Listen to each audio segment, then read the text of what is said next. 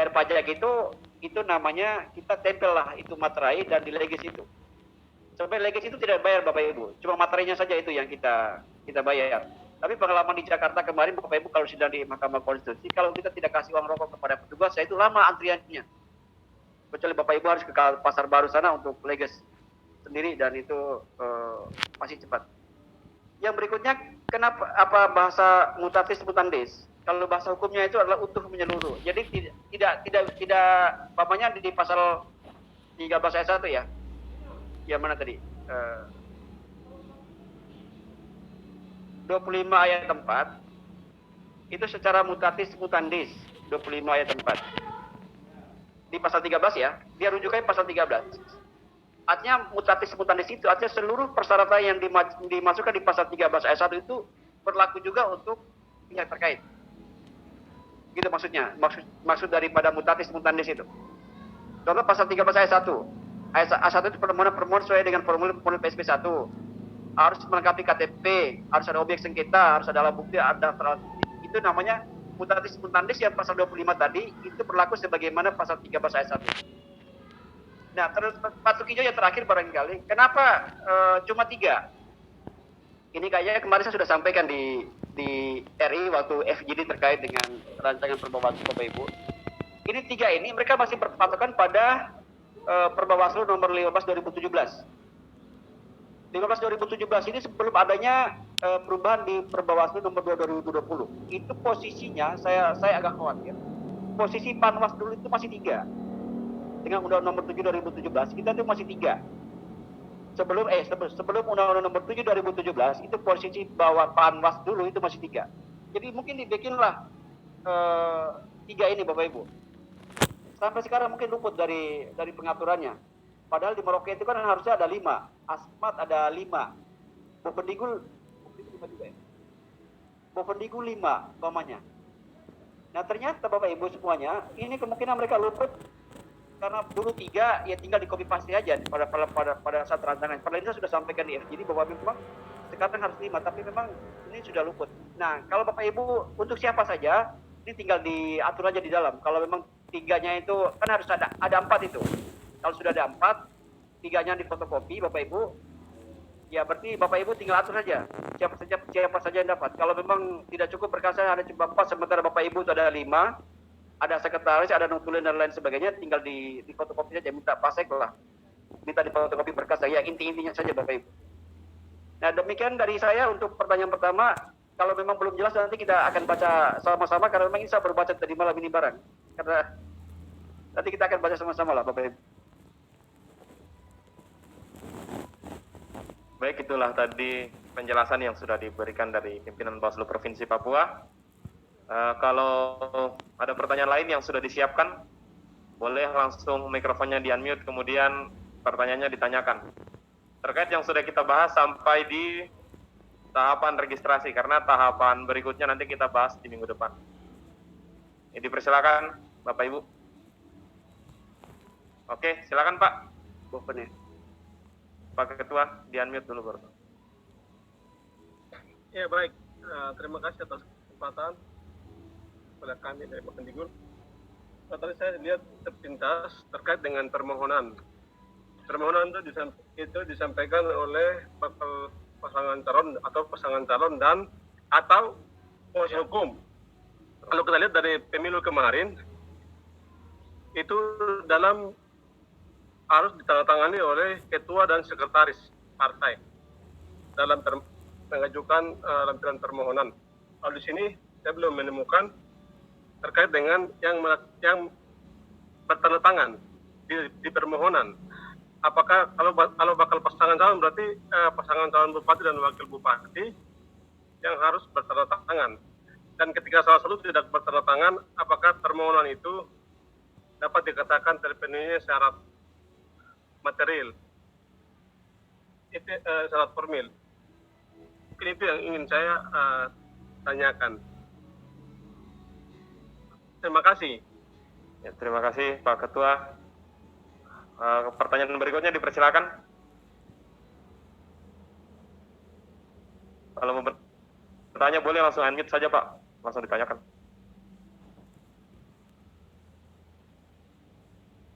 terkait penerimaan sengketa hingga tahap registrasi ya.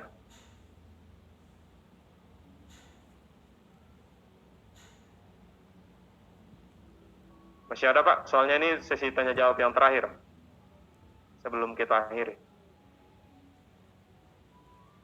Apakah staf mau bertanya bagaimana prosedur yang sebelumnya dengan perubahan yang sekarang, karena penerimaan sekarang lumayan butuh kejelian staf gitu.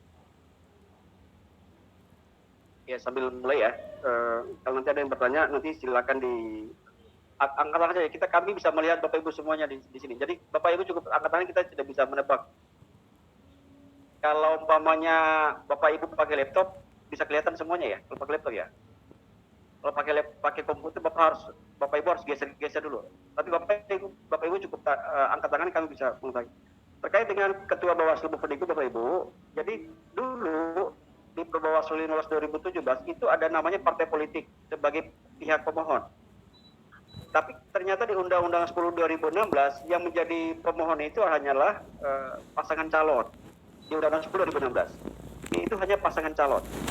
Makanya di beberapa pengadilan tinggi pun ketika ada sengketa di pengadilan tinggi itu, dia tidak bisa menerima berkas permohonan sengketa karena masih dalam batas bakal pasangan calon.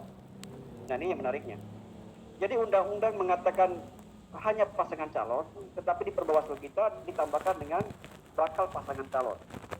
Jadi bakal pasangan calon itu maksudnya adalah ketika kita pasangan calon itu sudah bersentuhan dengan Bawaslu ataupun sudah bersentuhan dengan KPU.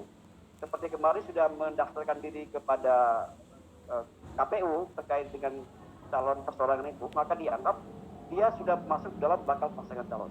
Walaupun bakal pasangan calon ini Bapak Ibu semuanya tidak diatur dalam undang-undang, tetapi Perbawaslu mengaturnya. Dan pengadilan tinggi di perbedaan pendapat di pengadilan tinggi, kalau pengadilan tinggi Tun Makassar itu dia mengatakan bahwa kalau masih dalam batas bakal pasangan calon, maka dia tidak bisa menerima sengketa dari bakal pasangan calon itu karena undang-undang adalah pasangan calon. Di Perbawaslu kita menambahkan adanya bakal pasangan calon, tetapi pengadilan Tun Medan itu menerima bakal pasangan calon itu. Jadi di pengadilan tinggi Tun pun berbeda pendapat.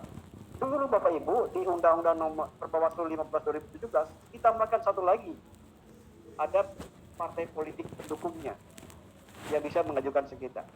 Tetapi ternyata di Perbawaslu yang baru ini dia menghapus partai politiknya itu karena dia hanya ada dua pemohonnya, yaitu bakal pasangan calon dan pasangan calon.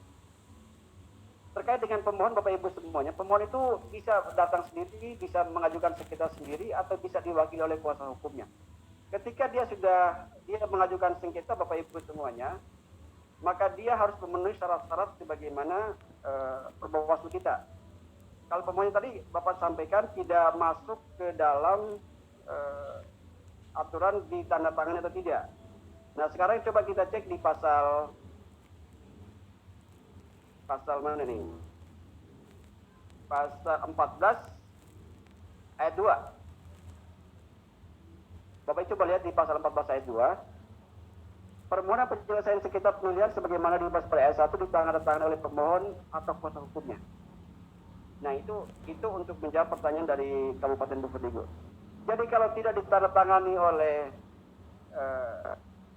ketua partai politik itu sudah dihapus di Perbawaslu kita, Pak Ketua Bupedigo.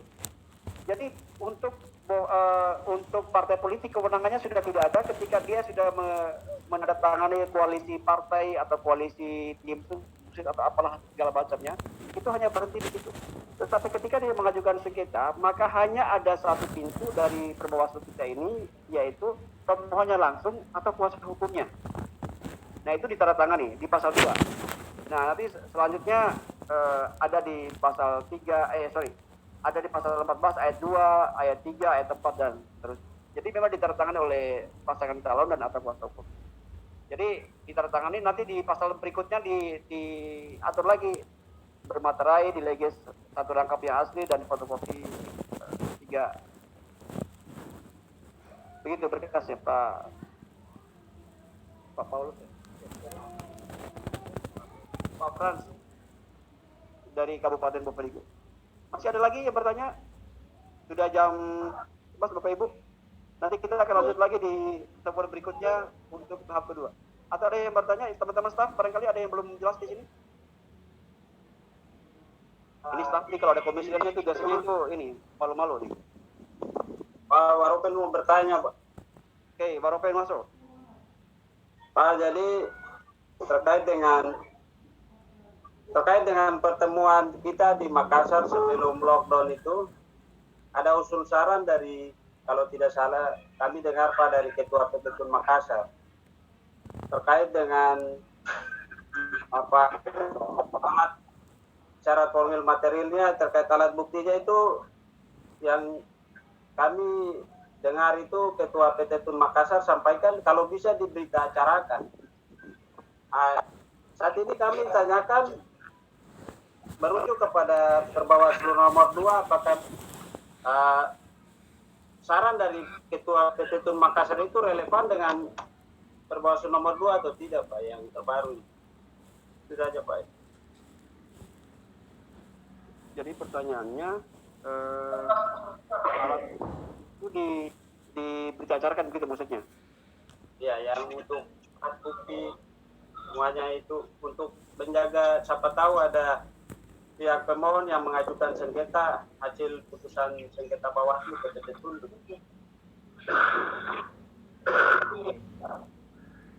Kalau baik. Nah, ini kasusnya sama persis dengan Kabupaten Nabire. Ini ada Nabire. Dan pada saat permohonan pencalonan, pada saat berkas pencalonan perseorangan itu dimasuk ke Kabupaten Nabire, ini teman-teman KPU Nabire itu tidak mencatat secara baik. Akhirnya KPU Nabire mengatakan bahwa dia punya berkas yang belum lengkap, yang pemohonnya bilang sudah lengkap, dianggap tercecer dan lain sebagainya. Karena memang tidak ada berita acara di situ. Nah, pada saat teman-teman menerima permohonan sengketa di Bawaslu Kabupaten Kota, Bapak Ibu sekalian, maka nanti ada tanda terima itu, PSP berapa? Bapak Ibu nanti lihat di lampirannya PSP 2. Jadi PSP 1 itu kan permohonan sengketa. PSP 2 itu apa? Tanda terima.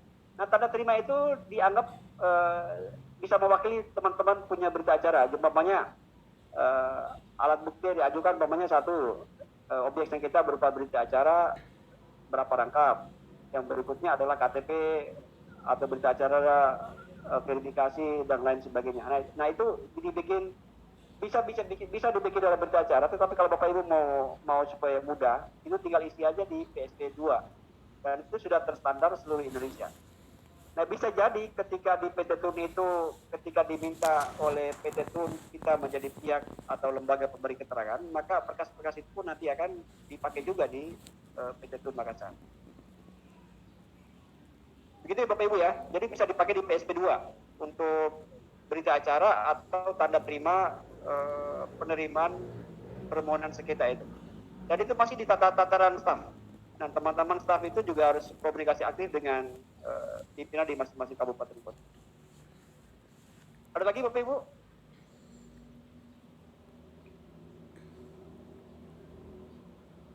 Ini stafnya hilang semua nih. Merauke masih? Oke, Merauke masuk.